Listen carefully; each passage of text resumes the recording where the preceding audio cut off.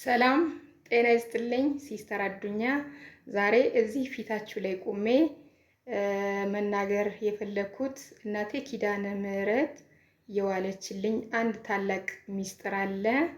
ስክሮል አድርጋችሁ እንዳታሳልፉት እስከ መጨረሻው አዳምጡና ሸር ኮፒ ሊንክ አድርጋችሁ ለሁሉም እንዲዳረስ አድርጉልኝ።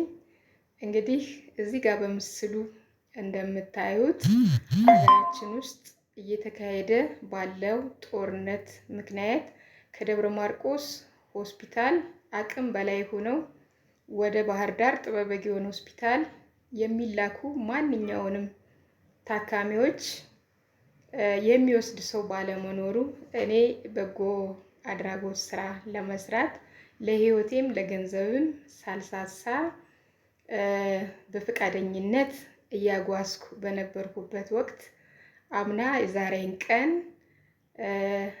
ሚያዝያ 16 2016 ይዤ እየሄድኩ እያለ ደንበጫ አካባቢ ስደርስ በርባና ቢስ በሆኑ ሰዎች ጥቆማ ሚኒሻ ይዞኝ ከተያዝኩ በኋላ ወደ መከላከያ አስረክቦን ከዛም ደግሞ ወደ ባህር ዳር የምንሄደውን ወደ ማርቆስ እንድንመለስ ተደርጎ ማርቆስ ላይ እስከ ምሽቱ 12 ሰዓት እኔም ታካሚውም ታስረን ካመሸን በኋላ ጉዳዩ ተጣርቶ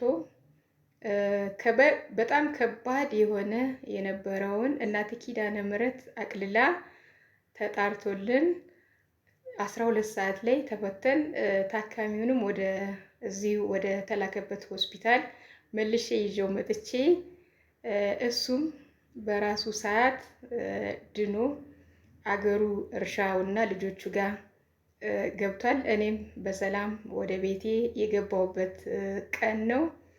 እናቴ ኪዳነ ምህረትን አመስግኑልኝ። ይሄን ጉዳይ በዚህ አላበቃም። ይሄን ኬዝ ወደ ግንቦት 3ም ወስደው እነዚህ መጥፎ ሰዎች መጥፎ ነገር አድርገውብኝ ነበረ። ግንቦት 3ም አንድ ቪዲዮ እሰራላችኋለሁኝ።